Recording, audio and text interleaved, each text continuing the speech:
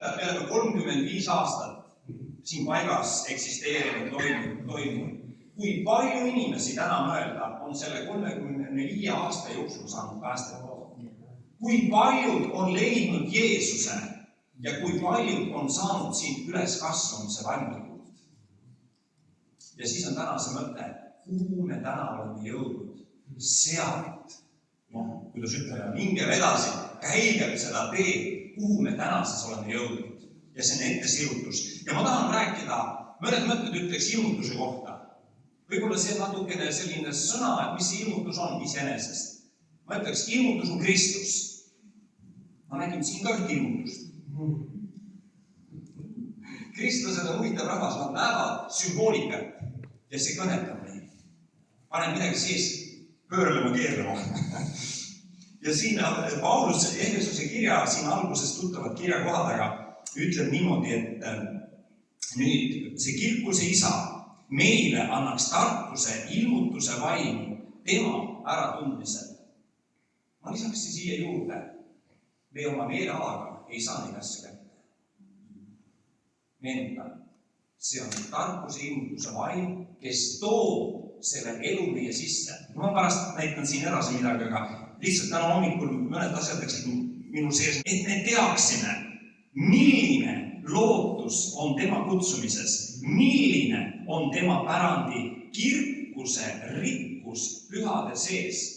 Ja kui sa veel meenutad Peetrust, kes ütleb selle igavese, selle närtsimatu pärandi, see, mis on taevas talle meie jaoks, kus see taevas on, see on meie sees. See ei ole kõrgel kaugel. Halleluja! Nii et see kõik, mis on meis, milline on tema väe, võrratu suurus meie heaks, kes me usume tema tugevuse jõumõju. Ja nüüd ütleb, ja see sai tegevaks Kristuses. Ja ma tahan küsida täna, ja kus sa täna oled? Kas selles, kes sai tegevaks Kristuses, siis on adressaat väga lähedalt sulle. Lihtsalt ava silmad ja näe, sa oled juba kohal. Amen. Nii et siin saad ainult rõõmu tunda. Ma tooksin siin nüüd ühe teise pildi siia kõrvale. Lihtsalt täna hommikul meenus mulle see, kui te loete seal esimese Saamuli seal kuskil 14. peatükis on jutt ühest Sauli ja Joonatani sõjakäigust rahvaga koos ja lähevad vaenlasele vilistitele vastu ja saavutavad suure võidu. Lihtsalt ma ütlen lühidalt selle mõtte. Saavutavad võidu ja nüüd Saul näeb, ta on nii väsinud. Teate, vahel me peame ütlema ka, tunneme ka vahel, et oleme väsinud. Joonatan ja Saul on päris väsinud, rahvas on väsinud ja sina kannavad seal omad vanded ja värgid, mis seal mängu tulevad, sellest ma ei räägi. Aga teate, nad lähevad nüüd metsa. Ja mida nad metsast leiavad? Joonatan leiab korraga, metsas on suur, mesimaas. Teate, see maa ka, kuhu nad lähevad seal kõrbes, Jumal ütleb ju, see on maa, mis piima ja mett voolab. Teate, see on tõotuste maa. Ja teate, mida Joonatan teeb seal? Ta võtab selle puukepi ja paneb selle puukepi sinna mee sisse ja paneb selle omale suhu. Ja tead, mis ütleb sõna? Ja ta silmad läksid särama. Ma ei tea, millal sinu silmad viimaks särasid. Teela.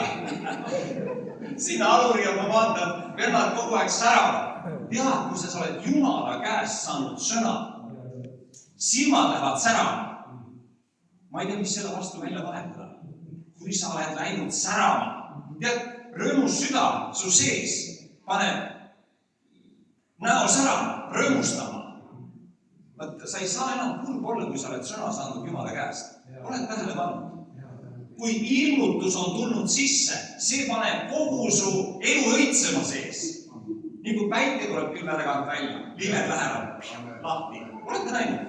See on elu, aga sina ja mina Jumala lapsena, kuidas meie õitsema läheme? Inimene elab igast ühest sõnast, mis läheb Jumala suust. Sa lähed õitsema. Sa lähed särama. Ja teate, seda armast kogudus ma tahan meile kõigile soovida. Kõigile Jumala lastele seda täna soovida. Las su silmad särada Kristusest. Ärgu olgu ainult rõõm sellest, et Jüngrid käisid väljas, nägid imesid, nägid tunnustähti, oi kui tore oli, kõik olid rõõmsad. Jeesus küsib, oota, aga miks te sellest rõõmsad ei ole, kes te olete? Kristusest, see paneb kõik asjad sees keema, pöörlema. Ja ma ütlen, kuidas sa saad vaiki olla, kui Jumala ilmutus on tulnud su sisse? Kui see sama Kristuse tundmine, tarkus ilmutus vaimuga on läinud su sees särama, kuidas sa saad kurb olla?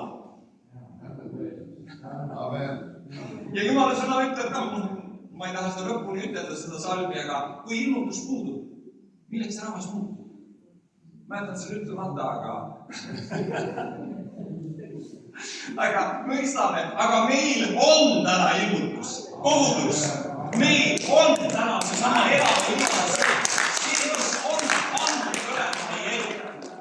Nii et ma näen, et Aluril on palju rõõmu juba silmades ja põnevust ja ma usun, meis kõigis on. Ja sellepärast, armas kogudus, ma tahan meile soovida, et ma ütleks selle koha pealt, et midagi meenuta seda. Täna hommikul, ma ei tea, ma tõusin lihtsalt unest või hommikul ärgates. Tööläbi käis meil seal enamasti osadus oli.